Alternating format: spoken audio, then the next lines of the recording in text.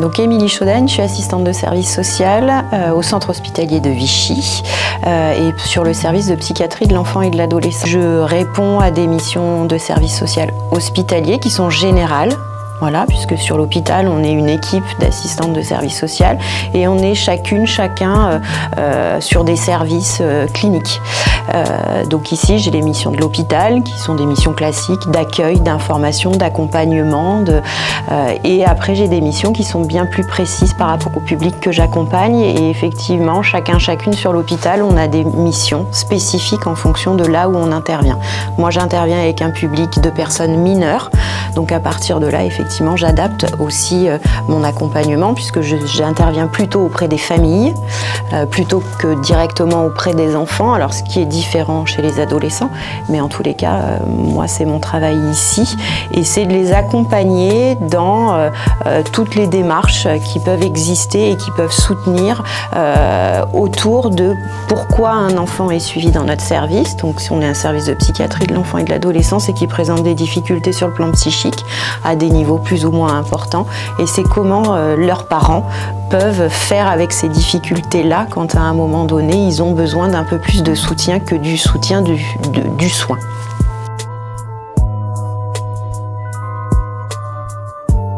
Alors, j'ai pas vraiment de journée type parce que ici, donc on est un grand service de psychiatrie de l'enfant et de l'adolescent avec des unités différentes.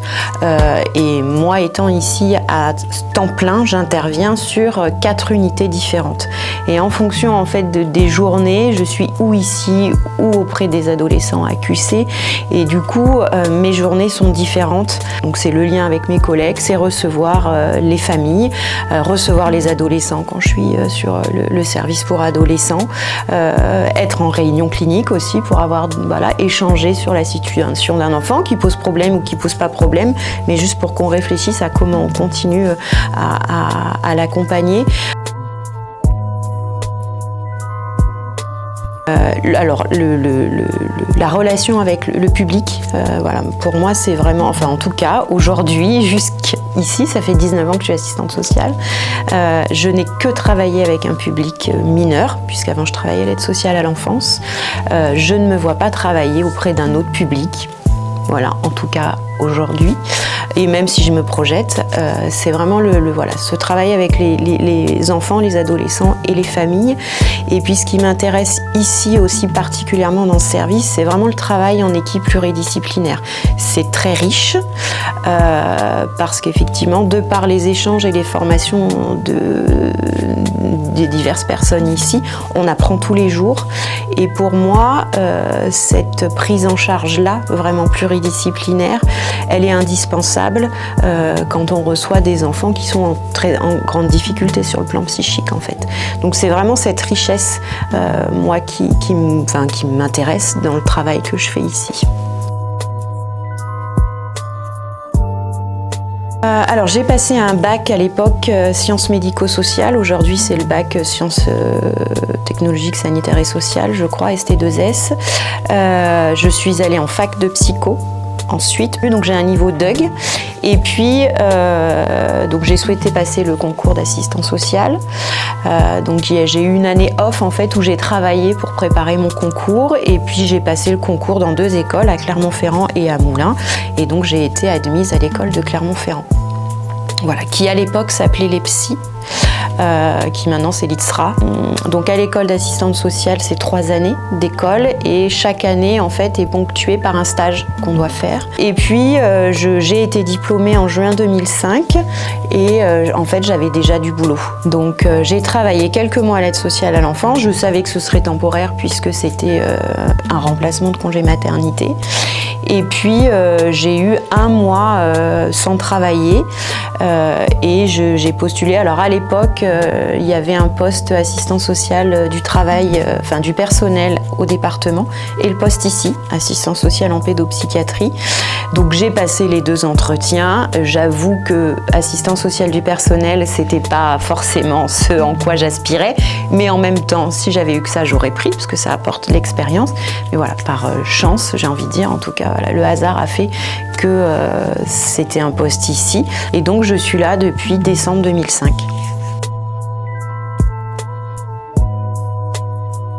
Alors, oui, enfin, en tout cas, alors pour moi, faut vraiment que ce soit un choix, le travail social. Faut pas que ce soit à défaut. Pour moi, en tout cas, il me semble que c'est un métier passion. Parce que ça demande beaucoup d'investissement, alors professionnel évidemment, mais sur le plan personnel, hein, c'est-à-dire qu'on rencontre aussi des situations qui sont pas simples. Si on a envie de travailler avec l'humain et que si on a envie d'accompagner et de soutenir, c'est un métier effectivement qui peut du coup convenir. Mais voilà, c'est un métier difficile et je pense que ça, il faut quand même l'avoir en tête. Il faut avoir en tête qu'on n'a pas de baguette magique. Enfin, je veux dire, on n'est pas tout puissant hein, quand on travaille dans le social. Enfin, je veux dire, on n'a pas de petites choses toutes faites dans notre tiroir ou dans notre cartable. Enfin, ça n'existe pas. Et ça, faut en avoir conscience parce que des fois, bah voilà, c'est compliqué aussi quand on a accompagné une famille dans un projet et que ça n'aboutit pas. Ben, c'est comme ça. Alors, c'est pas toujours facile à accepter. Je pense que quand on est jeune professionnel, voilà, c'est d'autant plus compliqué. On apprend aussi par l'expérience. J'espère qu'il existera toujours.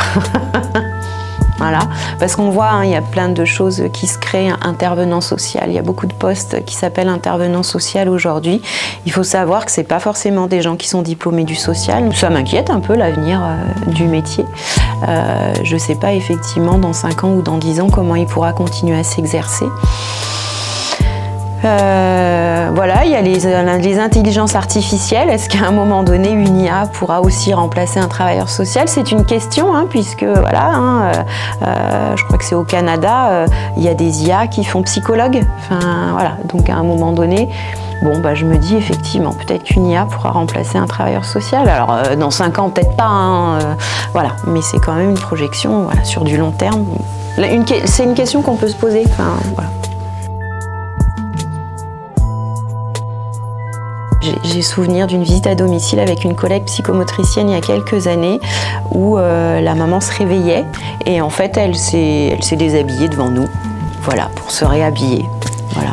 Donc j'ai des petites anecdotes comme ça où effectivement on intervient auprès d'un public qui est très fragile, qui a vraiment des difficultés sur beaucoup de points de vue et des fois voilà, on doit avoir affaire avec ce public-là aussi. Donc il y a vraiment, enfin pour moi en tout cas, faire ce métier-là, c'est vraiment être dans l'accompagnement. Voilà. Et quelles que soient les difficultés, voilà.